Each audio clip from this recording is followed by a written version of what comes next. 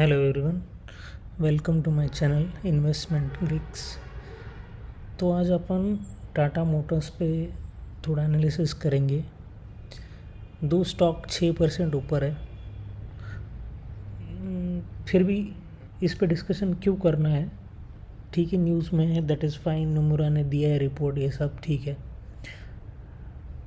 But still इसमें value क्यों दिखती है, राइट? ये क्वेश्चन है। नमूरा की रिपोर्ट्स में तो वही इबिट्टा बढ़ेगा, थोड़ा बहुत मार्जिन बढ़ेगा, then their profit will increase, ये सब बताया, राइट? तो इसकी वजह से 6% आप पे स्टॉक।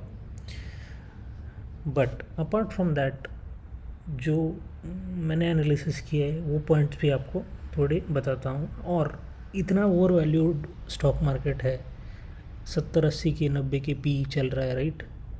कंपनीज़ के, कंज्यूमर ले लो, डिफेंस, कैपेक्स वाली स्टोरी, कंस्ट्रक्शन, तगड़ा पी है, राइट? 70-80 का पी है।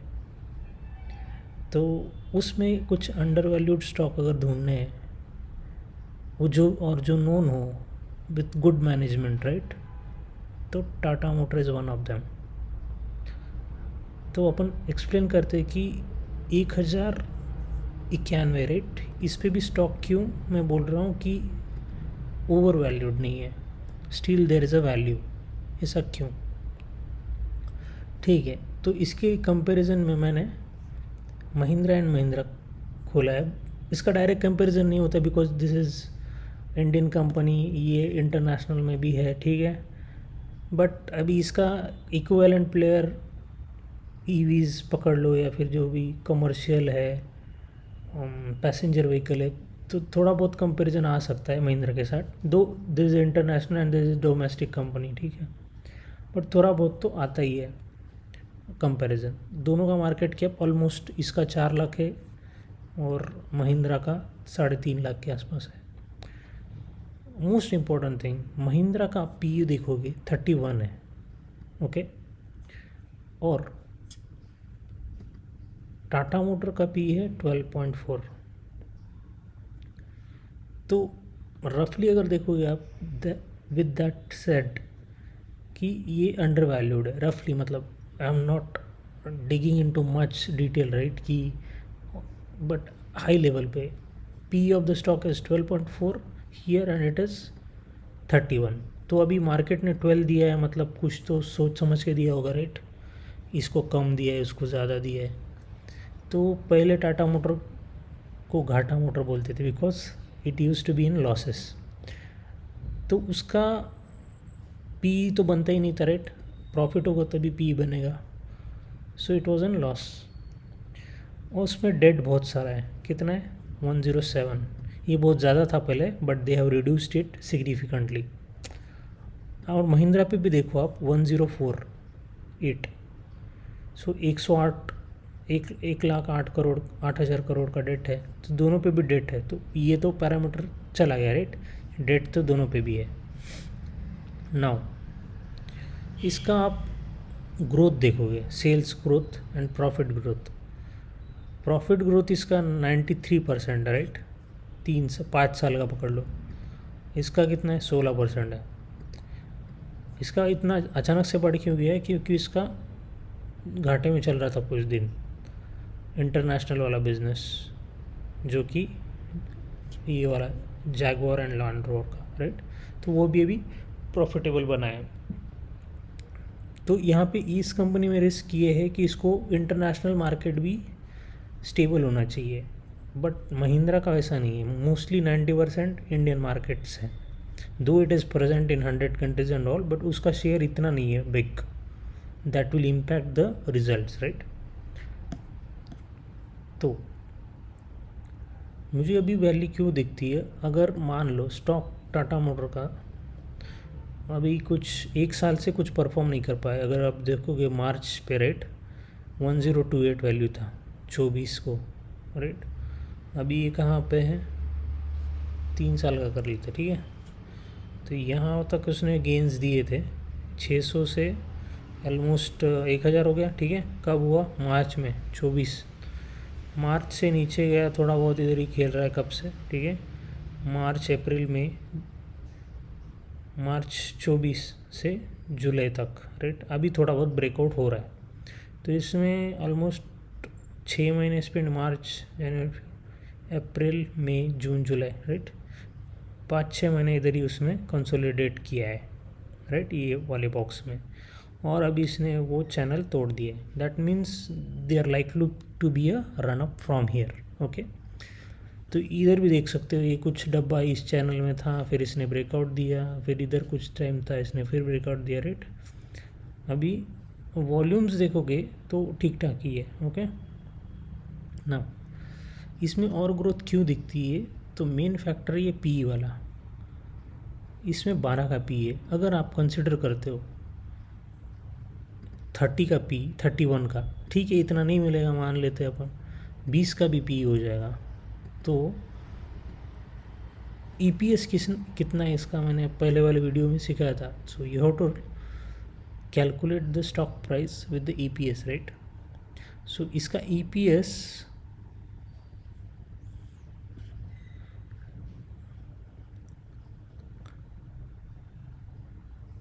94 रुपीज़ है, right. If you multiply it by 10 it becomes 944, right. अभी स्टॉक प्राइस कितना है, 1091, 1000 के आसपास है। अगर इसको अपन 10 से मल्टीप्लाई करते हैं 94 को, तो 944 बन जाता है, राइट। अगर मान लो इसको 20 करोगे तो 1800, राइट, आसपास उतना बनेगा, उसके ऊपर ही बनेगा।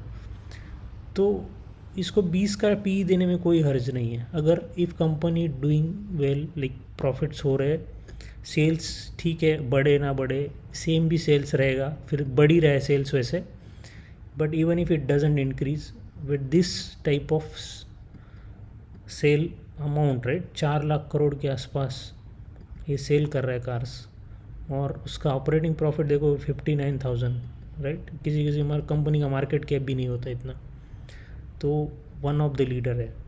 और ओपीएम देखोगे रेट 14% है,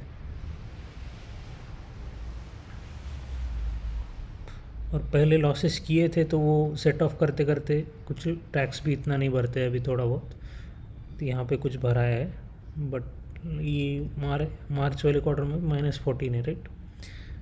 तो यहाँ से 1800 रुपीज़ स्टॉक जा सकता है एक साल में, प्रोवाइडेड इनका जो सेल्स है साल का, रेट इतना ही रहता है, इससे बढ़ेगा भी नहीं, दैट इज़ ओके। बट इनका जो प्रॉफिट बनता है, राइट, नेट प्रॉफिट 30,000 के आसपास, तो ये इनका डेट अगर रीपे कर देते हैं, विच इज़ ये वाला डेट, राइट। अगर आपको डिटेल में जाना है, बैलेंस शीट देखोगे आप, यहाँ पे short term and long term borrowing है, राइट। ये देखो कैसी बढ़ती गई बढ़ती गई बढ़ती गई, राइट। 62 यहाँ पे बहुत ज़्यादा था, एक पॉइंट पे 97 था, तो they have reduced it significantly March से ये मार्च तक 2 साल में, राइट, 62 किया है। Then from 41 it has 36 now, right. So उनका प्रॉफिट अगर 30,000 करोड़ हो जाता है एक साल में, right, then they will reduce. अभी इनका जो एक्सपेंसेस में देखोगे ना, बिग आइटम, राइट, इनकी कोई भी रिजल्ट पकड़ लो, एक्सपेंसेस वाला ये मार्च वाला पकड़ लो, तो इसमें इनका सेल्स इतना था 437,000। देन एक्सपेंसेस में जो आप material cost, manufacturing cost and employ cost, तो ये तो ऑलमोस्ट थोड़ा फोर सेम ही रहेगा, बट जो अदर कॉस्ट है, राइट, ये वाला 10% है, तो ये उनको इंटरेस्ट पे करना पड़ता है, राइट। हाँ, sorry, not that one, the other caste here interest rate. देखो कोई भी है जो सेल किया मैंने, उसके बाद जो भी मेरे प्रोडक्ट बनाने के लिए खर्चा लगा, राइट, उसके बाद मेरा प्रॉफिट बना, राइट, जो प्रॉफिट था 14% था। देन अदर कुछ मेरा और इनकम था, किसी और असेट से एफडी पकड़ लो, कुछ भी as a company, right. But then I have a loan prepayment, right, interest, that is about around 9,000 crore, right, 10,000 है, 10,000। If I make this company debt free, then my 10,000 profit per year will be added to my profits, correct? If you see, the interest has increased to 10,000 in March 23, then it is reducing out here. If you see in March 13 it was 3560, right? So similarly, if they repay their debt, and one more thing, as the RBI and Federal Reserve both are on the path to reduce the debt, correct? 6 महीना लगेगा, साल लगेगा, तीन थोड़ा थोड़ा जो date है उनका रिड्यूस हो जाएगा. तो ये जो इंटरेस्ट रेट पे कर रहे हैं अभी, तो इससे वो स्विच कर लेंगे नीचे वाले इंटरेस्ट रेट पे, जिससे इंटरेस्ट रेट कट होगा, राइट? तो ये जो वो अभी इंटरेस्ट पे कर रहे हैं, this is likely to go down. So ultimately इनका जो प्रॉफिट है फिर बढ़ेगा, right? Even if the sales keeps, they sell this amount of cars only, worth of this cars, और उनका मार्जिन भी इतना ही रहता है, considering all those factor, right? One of the major factor here is that the interest rate will go down, then their interest amount paid will be less. ये एक point है. सो तो स्टॉक को बढ़ने के लिए एक तो EPS बढ़ना चाहिए होता है, या PE रेटिंग होनी चाहिए. तो यहाँ पे दोनों लग रहा है मुझे, PE रेटिंग होगी और थोड़ा बहुत EPS भी बना ही लेंगे. ऐसा तो नहीं है कि कुछ बेचेंगे नहीं, इनका इंक्रीमेंट नहीं होगा, राइट? तो कुछ तो कर ही लेंगे. तो और अभी जो स्टॉक्स आप देख रहे हो कुछ भी 70-80 के PE पे चल रहा है, और ये कितना है, 12 के PE पे चल रहा है, और EV में लीडर है, right? So all those factor concludes to the best stock, best buy. ये मैं 6% आज अप है इसलिए नहीं बोल रहा हूँ, it has consolidated lot, okay? यहाँ पे हो सकता है ये फिर से ब्रेक डाउन करके नीचे भी आ जाए, राइट? 200 DMA या 50 DMA पे यहाँ पे फिर बाय कर लो. Until and unless there is companies making losses और एनवायरनमेंट ही ख़राब हो गया, ऑटो की कुछ पॉलिसी गवर्नमेंट ने फोर्स कर दी, या मान लो टेस्ला आ गया, फिर तो स्टोरी अलग है. But looking at the current stage with current environment going on, right, this makes a good choice to bet on.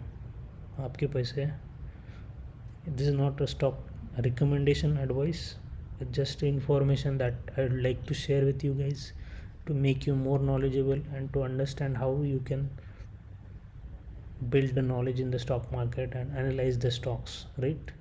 Thank you so much guys. Keep visiting and like, share and comment on this video. Thank you.